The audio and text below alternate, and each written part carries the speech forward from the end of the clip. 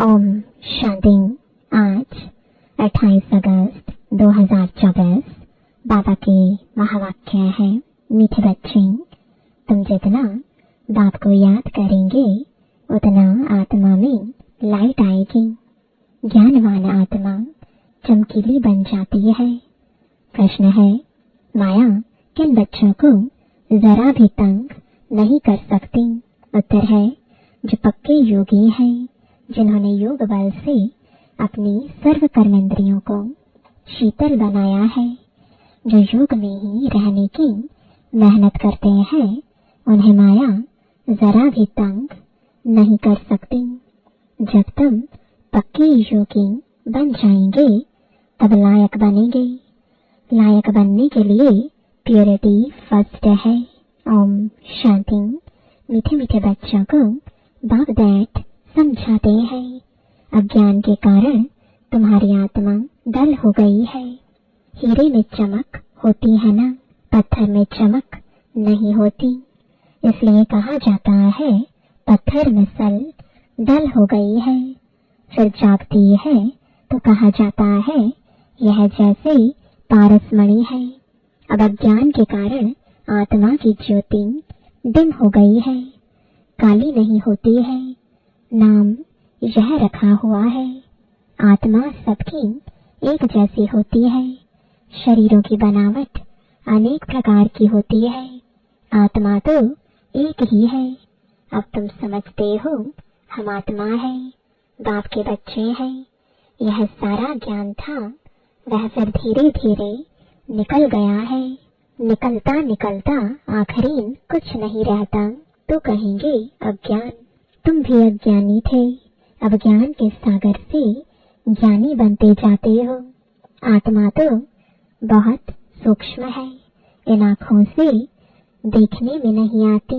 बाप आकर समझाते हैं, बच्चों को नॉलेजफुल बनाते हैं, तब सुजाग होते हो।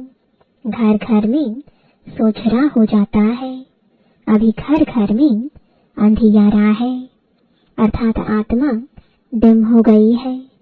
अब बाप कहते हैं मुझे याद करो तो लाइट आ जाएगी, फिर तुम ज्ञानवान बन जाएंगे।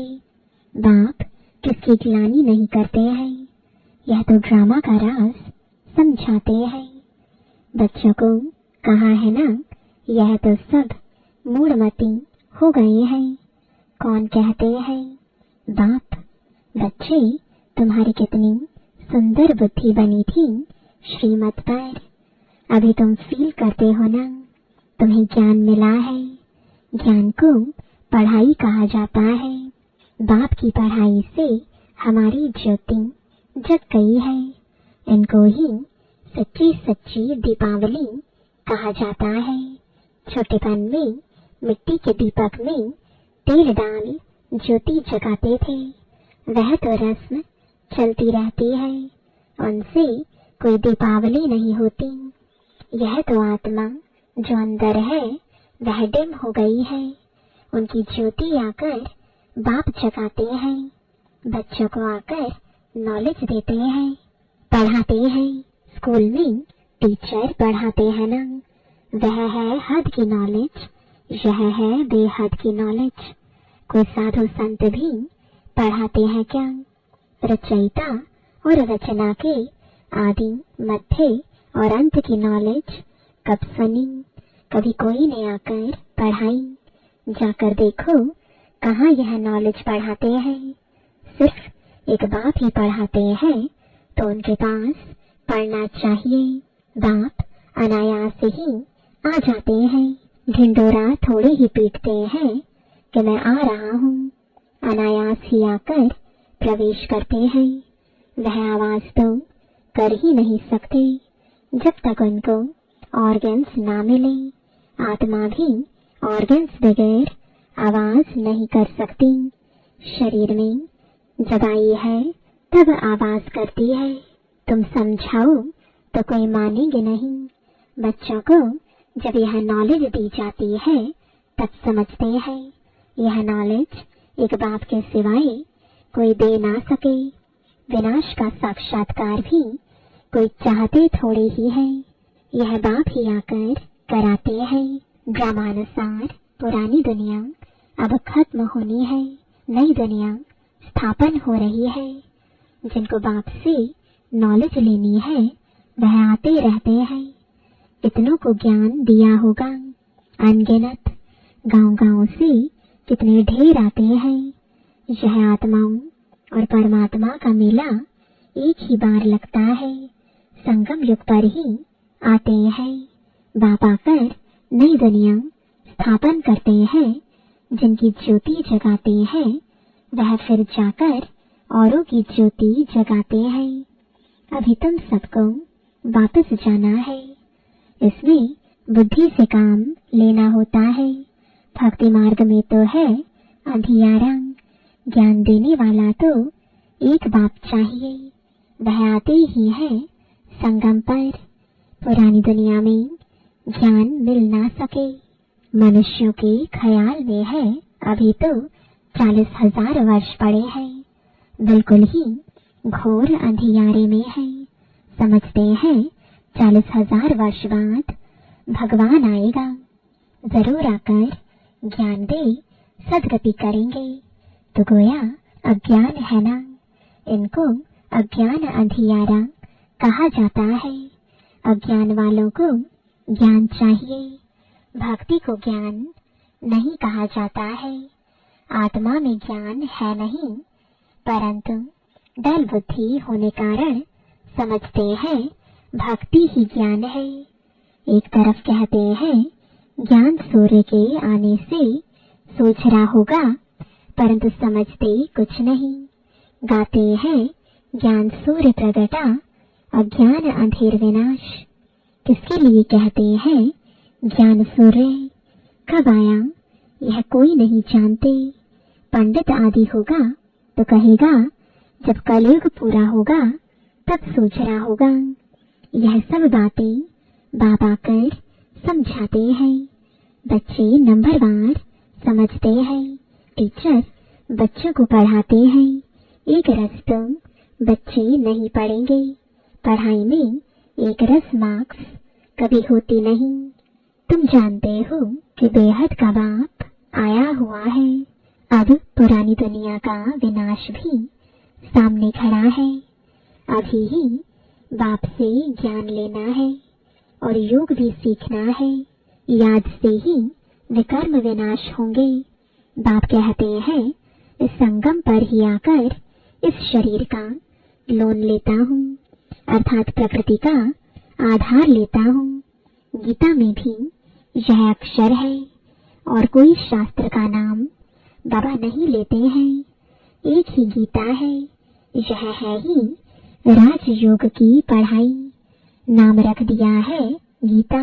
इसमें पहले पहले लिखा है भगवानवाच। अब भगवान किसको कहा जाता है? भगवान तो है निराकार। उनको अपना शरीर तो है नहीं। वह है निराकारी दुनिया जहाँ आत्माएं रहती हैं। सूक्ष्म वतन को दुनिया नहीं कहा जाता। यह है स्थूल साकार दुनिया।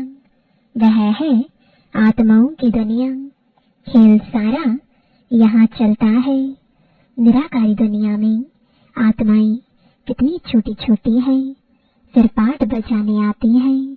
यह ख्यालात तुम बच्चों की ही बुद्धि में बिठाए जाते हैं। इसको ही ज्ञान कहा जाता है। वेद शास्त्र को कहा जाता है भक्ति ज्ञान नहीं। तुम्हारी साधु सन्यासियों से इतनी भेंट नहीं हुई है। बाबा का तो बहुत संग रहा है, बहुत गुरु किए हैं। पूछा जाता है आपने सन्यास क्यों किया, घर बार क्यों छोड़ा? कहते थे विकार से बुद्धि भ्रष्ट हो जाती है, इसलिए घर बार छोड़ा। अच्छा, जंगल में जाकर रहते हो, फिर घर बार की याद आती होगी। बोला हाँ, बाबा का तो देखा हुआ है। एक सन्यासी तो फिर वापस घर भी गया था। यह भी शास्त्रों में है। मनुष्य वानप्रस्थ अवस्था में तब जाती है जब आयु बड़ी हो जाती है।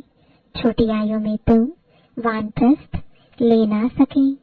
कुंभ के मेले में बहुत छोटे छोटे नांगे लोग आते हैं, दवाई खिलाते हैं जिससे कर्म इंद्रियां ठंडी पड़ जाती हैं। तुम्हारा तो है योग बल से कर्म इंद्रियों को वश में करना। योग बल से वश होते होते आखिरी ठंडी हो ही जाएगी। कई कहते हैं बाबा माया बहुत तंग करती है। वहां तो ऐसी बातें होती नहीं। कर्म इंद्रियां वश तब होंगी जब योग में तुम पक्के होंगे। कर्म इंद्रियां शांत हो जाएंगी। इसमें बड़ी मेहनत है। वहां ऐसे छीछी काम होते नहीं। बाप आए हैं ऐसे स्वर्ग धाम में ले जाने। तुमको लायक बना रहे हैं। माया तुमको न लायक बनाती है, अर्थात स्वर्ग व जीवन मुक्ति धाम में चलने लायक नहीं। तो बाप बैठ लायक बनाते हैं। उसके लिए प्योरिटी है फर्स्ट। गाते भी हैं बाबा हम पतित बन पड़े हैं, हमको आकर पावन बनाओ। पावन माना पवित्र। गायन भी है अमृत छोड़ विष काहे को खाए। उनका नाम विष भी है जो आदि मध्य अंत दुख देता है। यह भी ड्रामा में नोंद है। बाप कितना बार आए हैं, तुम बच्चों से आकर मिले हैं। तुम्हें कनिष्ठ से उत्तम पुरुष बनाया जाता है। आत्मा पवित्र होती है तो आयु भी बड़ी हो जाती है। हेल्थ, वेल्थ और हैप्पीनेस सब मिल जाती है। यह भी तुम बोर्ड पर लिख सकते हो। Health, wealth, happiness for 21 generation 1 second. बाप से यह वर्षा मिलता है 21 जन्मों के लिए। कई बच्चे बोर्ड लगाने से भी डरते हैं। बोर्ड तो सबके घर पर रहता ही है। तुम सब जन के बच्चे हो ना। तुमको हेल्थ, वेल्थ, हैप्पीनेस सब मिलती है तो तुम फिर औरों को दे सकते हो। तो क्यों नहीं बोर्ड पर लिख देते हो। तो मनुष्य आकर समझे कि भारत में आज से 5000 वर्ष पहले हेल्थ, वेल्थ थी, पवित्रता भी थी। बेहद के बाप का वर्षा 1 सेकंड में तुम्हारे पास बहुत आएंगे। तुम बैठ समझाओ यही भारत सोने की चिड़िया थी, इन्हों का राज्य था। फिर यह कहाँ गई? 84 जन्म पहले यह लेंगे। यह नंबर 1 है ना। यही फिर लास्ट में आते हैं। बाप कहते हैं अब तुम्हारा 84 का चक्र पूरा हुआ, फिर शुरू होना है। बेहद का बाप ही आकर यह पद प्राप्त कराते हैं। सिर्फ कहते हैं तुम मुझे याद करो तो पावन बन जाएंगे। 84 जन्मों को जानकर बाप से वर्षा लेना है, परंतु पढ़ाई तो चाहिए ना। तुमको कहा जाता है सुदर्शन चक्रधारी। नया तो कोई समझ ना सके। तुम जानते हो स्व आत्मा को कहा जाता है। हम आत्मा जो पवित्र थी, शुरू से लेकर 84 का चक्र लगाया, वह भी बाप बताते हैं। तुमने पहले पहले शिव की भक्ति शुरू की। तुम तो अव्यभिचारी भक्त थे। बाप के सिवाय कोई समझा ना सके। बाप कहते हैं मीठे मीठे बच्चों, तुमने पहले पहले यह जन्म लिया। कोई साहूकार होगा तो कहेंगे ना कि आगे जन्म में इसने ऐसा कर्म किया है। कोई रोगी होगा तो कहेंगे पिछले जन्म का हिसाब किताब है। अच्छा, इन लक्ष्मी नारायण ने कौन से कर्म किए? यह बाप बैठ समझाते हैं। इनके 84 जन्म पूरे हुए, फिर फर्स्ट नंबर में आना है। भगवान संगम युग पर ही आकर राजयोग सिखलाते हैं। अभी तुम समझ रहे हो कि बाबा हमें राजयोग सिखला रहे हैं, फिर भी तुम भूल जाएंगे कर्म, अकर्म और विकर्म की गुह्य गति भी बाप ने समझाई है। रावण राज्य में तुम्हारे कर्म विकर्म हो जाते हैं, वहाँ कर्म अकर्म होते हैं। वहाँ रावण राज्य ही नहीं, विकार होता नहीं, वहाँ है ही योग बल। जबकि योग बल से हम विश्व के मालिक बनते हैं, तो जरूर पवित्र दुनिया भी चाहिए। पुरानी दुनिया को अपवित्र, नई दुनिया को पवित्र दुनिया कहा जाता है। वह है वॉइसलेस वर्ल्ड, यह है विशियस वर्ल्ड। बाप ही आकर वैश्यालय को शिवालय बनाते हैं। सतयुग है शिवालय। शिव बाबा आकर तुमको सतयुग के लिए लायक बना रहे हैं। लक्ष्मी नारायण के मंदिर में जाकर तुम पूछ सकते हो, हमको मालूम है इन्होंने यह पद कैसे पाया, विश्व के मालिक कैसे बने। बाप कहते हैं तुम नहीं जानते हो, हम जानते हैं। तुम बाप के बच्चे ही कह सकते हो कि हम आपको बता सकते हैं इन्होंने यह पद कैसे पाया। इन्होंने ही पूरे 84 जन्म लिए। फिर पुरुषोत्तम संगम युग पर आकर बाप ने राजयोग सिखलाया है और राजाई दी है। उसके पहले नंबर 1 पतित थे, फिर नंबर 1 पावन बने। सारी राजधानी है ना, तुम्हारे चित्रों में सब क्लियर है। इन्हों को राजयोग किसने सिखलाया? ऊंच ते ऊंच है ही परमात्मा। देवताएं तो सिखला ना सकें, भगवान ही सिखलाते हैं, जिसको नॉलेजफुल कहा जाता है। बाप, टीचर, सतगुरु भी कहा जाता है। यह सब बातें वही समझ सकते हैं जिसने शुरू से शिव की भक्ति की होगी। मंदिर बनाने वालों से तुम पूछो, आपने यह मंदिर बनाया है, इन्होंने यह पद कैसे पाया? इन्हों का राज्य कब था? फिर यह कहाँ गए? अब यह कहाँ है? तुम 84 की कहानी बताओ तो बहुत खुश हो जाएंगे। चित्र पॉकेट में पड़ा हो, तुम किसको भी समझा सकते हो। शुरू से जिसने शिव की भक्ति की होगी वह सुनते रहेंगे, खुश होते रहेंगे। तुम समझ जाएंगे यह हमारे कुल का है। दिन प्रतिदिन बाबा बहुत सहज युक्तियां बतलाते हैं। तुमको अब समझ मिली है परमपिता परमात्मा ही सर्व का सदगति दाता है। 21 जन्मों के लिए सतयुगी बादशाही मिल जाती है। 21 जन्मों का वर्षा इस पढ़ाई से ही मिलता है। टॉपिक भी बहुत है। वैश्यालय और शिवालय किसको कहा जाता है, इस टॉपिक पर हम परम पिता परमात्मा की जीवन कहानी बता सकते हैं। लक्ष्मी नारायण के 84 जन्मों की कहानी यह भी टॉपिक है। विश्व में शांति कैसे थी, फिर अशांति कैसे हुई, अब फिर शांति कैसे स्थापन हो रही है, यह भी टॉपिक है। अच्छा, मीठे मीठे सिकिलदे बच्चों प्रति माता पिता बाप दादा का याद प्यार और गुड मॉर्निंग। रूहानी बाप की रूहानी बच्चों को नमस्ते। रूहानी बच्चों की रूहानी बाप दादा को गुड मॉर्निंग और नमस्ते। धारणा के लिए मुख्य सार है, पहला, अब उत्तम पुरुष बनने के लिए याद के बल से आत्मा को पवित्र बनाना है।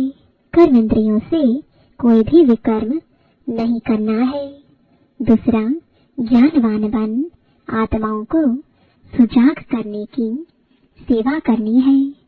आत्मा रूपी ज्योति में ज्ञान योग का घृत डालना है। श्रीमत पर बुद्धि को स्वच्छ बनाना है। वरदान है, पॉइंट स्वरूप में स्थित हो, मन बुद्धि को नेगेटिव के प्रभाव से सेफ रखने वाले विशेष आत्मा भव। जैसे कोई सीजन होती है तो सीजन से बचने के लिए उसी प्रमाण अटेंशन रखा जाता है। बारिश आएगी तो छाते, रेनकोट आदि का अटेंशन रखेंगे। सर्दी आएगी तो गर्म कपड़े रखेंगे। ऐसे वर्तमान समय मन बुद्धि में नेगेटिव भाव और भावना पैदा करने का विशेष कार्य माया कर रही है। इसलिए विशेष सेफ्टी के साधन अपनाओ। इसका सहज साधन है एक पॉइंट स्वरूप में स्थित होना। आश्चर्य और क्वेश्चन मार्क के बजाय बिंदु लगाना अर्थात विशेष आत्मा बनना।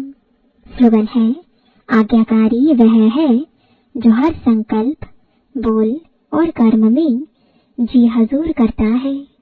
ओम शांति।